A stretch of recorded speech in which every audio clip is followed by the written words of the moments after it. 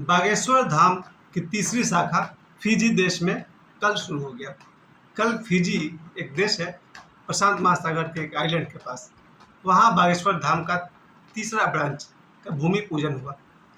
ये पहली बार ऐसा हो रहा है कि बागेश्वर धाम एक तो छतरपुर के पास है गढ़ा में, दूसरा मुंबई में भिवंडी में हो चुका, वहाँ भी स्टार्ट हो गया, और तीसरा का कल भूमि पूजन हुआ है फिजी देश में। लेकिन उससे पहले आज दोपहर में पता चला कि 12 जून 2025 अहमदाबाद में एयर इंडिया का एक प्लेन क्रैश कर गया, जिसमें सवार 245 लोग में से 204 लोग के मरने की पुष्टि हो चुकी है और बाकी लोग के बारे में घायल हैं।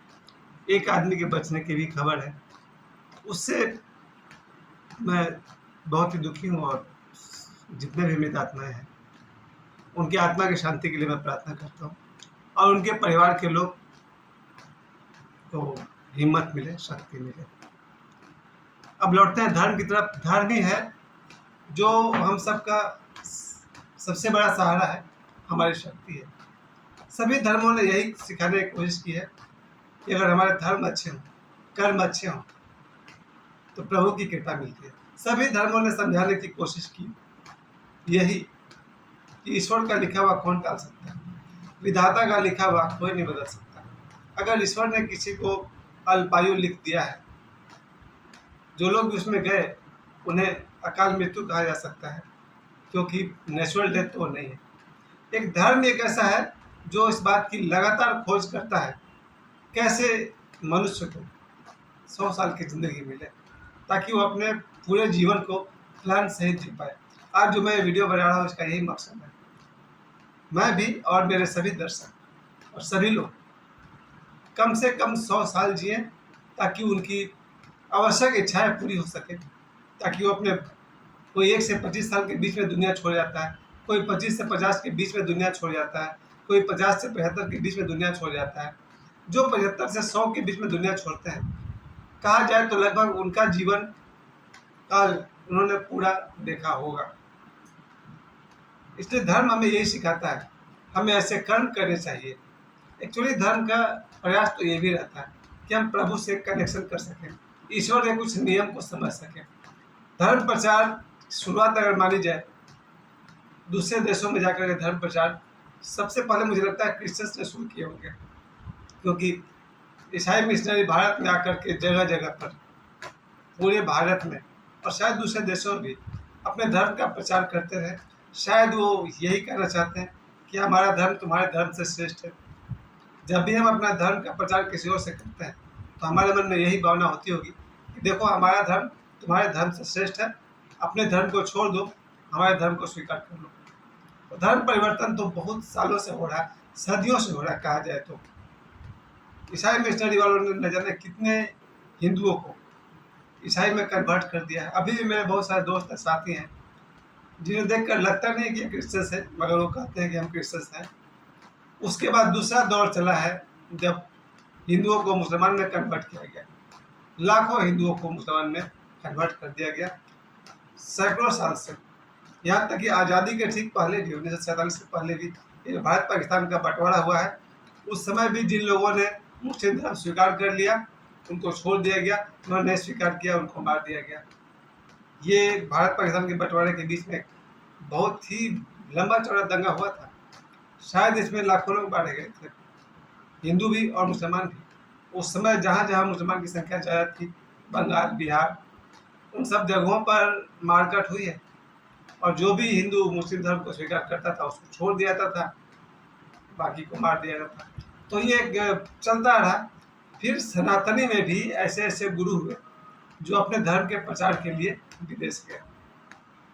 स्वामी राम जी हैं, विवेकानंद जी हैं, योगानंद जी हैं, आचार्य रजनीश यानी कि हमारे ओशो भी हैं, उसके बाद महर्षि महेश योगी और बहुत सारे भारतीय गुरु भी पश्चिम में गए और उन्होंने अपने धर्म का प्रचार किया।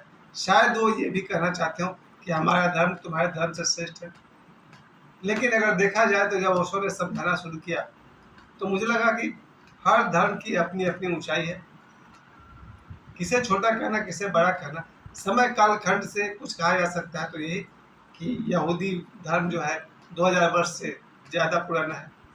ईसाई धर्म जो है 2025 वर्ष का है।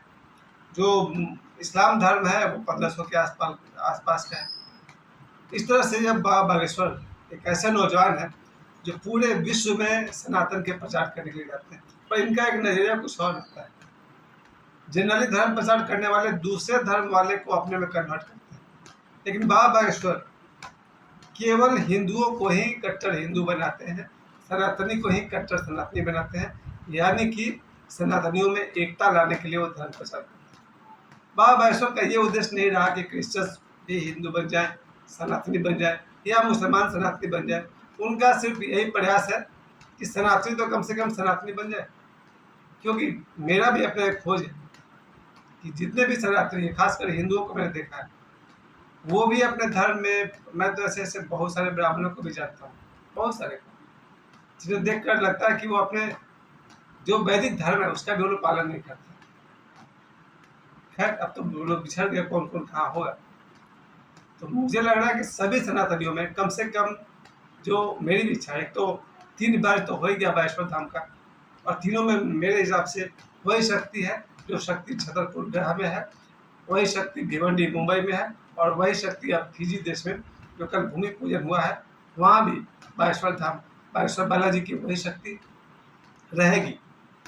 और बागेश्वर तो 6 देशों के यात्रा पर निकले हैं, जहाँ उनका उद्देश्य है सनातनियों को एक करना, यानी सनातनी एकता उनका उद्देश्य है। मैं अभी भी कह रहा हूँ, बाबा बागेश्वर का उद्देश्य दूसरे धर्म वाले को सनातनी बनाना नहीं है, सनातनियों को सच्चा सनातनी बनाना है। तो ये कमी तो मैं भी देखता हूँ, इसलिए मैंने तो अपने व्हाट्सएप पर बहुत जम के प्रचार किया है कि भाई जहाँ तक हो सके सभी के घर में रामायण होनी चाहिए, रामायण ना सही तो श्री रामचरितमानस होना चाहिए, उससे कम में तो मैं तैयार नहीं हूँ। हनुमान चालीसा तो 5-10 रुपये मिलता है, वो लोग खरीद लेते हैं। रामायण का दाम 25 रुपये से ज़्यादा है, 25, 50, 100। फिर भी मैं कहूँगा श्री रामचरितमानस सभी सनातनी के घर में होना चाहिए। और दूसरी बात, सभी सनातनी को प्रतिदिन 1-2-4 चौपाई श्री रामचरितमानस का पढ़ना चाहिए। सभी सनातनी को एक बार या अनेक बार हनुमान चालीसा का पाठ प्रतिदिन करना चाहिए। सभी सनातनी को अपने घर के आसपास अगर कोई मंदिर हो, हनुमान जी का या शिव जी का या किसी भी देवी देवता का, वहाँ प्रतिदिन 1 मिनट के लिए, 5 मिनट के लिए जाना चाहिए। नहीं जा सके तो मंगलवार शनिवार को जरूर जाना चाहिए। ये मैं इसलिए कह रहा हूँ कि मुझे आज भी लगता है, मेरा निजी विचार है कि अगर अपना धर्म और कर्म अच्छा रहा तो अकाल मृत्यु को टाला जा सकता है। मैं फिर से रिपीट कर दूं, मेरी अपनी सोच है, अगर मेरे कर्म अच्छे रहे, मैंने धर्म का पालन ठीक से किया है, तो अकाल मृत्यु को टाला जा सकता है। अर्थात ईश्वर ने जो लिख दिया है कि इसकी अकाल मृत्यु होगी, उस ईश्वर को भी 2 बार विचार करना पड़ेगा कि इसके कर्म अच्छे हैं, इसके विचार अच्छे हैं, इस पर ध्यान किया जाए। ये मुझे लगता है, इसलिए मैंने बार बार अपने सभी वीडियो में इस बात पर जोर दिया है, धर्म से हमें सीखना है आचरण। हमारा आचरण सही हो, हम धर्म का पालन करें, हम सत्य के राह पर चलें, तो संभवतः ईश्वर की कृपा दृष्टि हम पर बनी रहेगी, हम सब दीर्घायु होंगे। अब आज ये बात कहने की तो नहीं है, लेकिन जिनका भी इन प्लेन क्रैश में मृत्यु हुई है, जिनकी मृत्यु हुई है, उन सैकड़ों लोगों ने सुबह उठ करके ये नहीं जाना होगा कि आज का दिन उनका आखिरी दिन होगा, क्योंकि यहाँ अगले पल का भरोसा नहीं है। हम क्या भविष्य की तैयारी करें। कई बार ऐसे एक्सीडेंट्स को देखकर मुझे लगता है कि सुबह जगने के बाद, मैंने कई बार कहा है कि सुबह जगते जितने लोग हैं, सभी के सभी रात को अपने बिस्तर पर सो नहीं पाते। इनमें से कई का तो देहांत हो जाता है। मुझे लग रहा है प्रतिदिन 10,000 से अधिक लोग मरते होंगे। नेचुरल डेथ कह सकते हैं, नेचुरल है, एक्सीडेंट है, और बहुत तरीका से है, मर्डर है, यानी कई तरीका से लोग इस दुनिया को विदा खा जाते हैं। इसलिए मेरा ये मानना है भाई, अपने धर्म का पालन करें, संभवतः हम प्रकृति के साथ, अस्तित्व के साथ, ईश्वर के साथ अपना तालमेल बना पाएंगे। एक बार फिर से अहमदाबाद प्लेन क्रैश में जिन लोगों की मृत्यु हुई है, उनकी आत्मा की शांति के लिए मैं ईश्वर से प्रार्थना करता हूँ, और उनके परिवार के लोगों से यही कहना चाहता हूँ, हिम्मत से काम लें। अपने जीवन में आप जिस किसी भी धर्म को मानते हैं, अपने धर्म पर चलें, सत्य के मार्ग पर चलें, ईश्वर की कृपा जरूर होगी। जब हम धर्म के मार्ग पर चलेंगे, फिर हमारी अकाल मृत्यु नहीं होगी। मैं फिर से आप सभी से यही आश्वासन चाहता हूँ, धर्म के मार्ग पर चलें तो अकाल मृत्यु टल सकती है। धन्यवाद।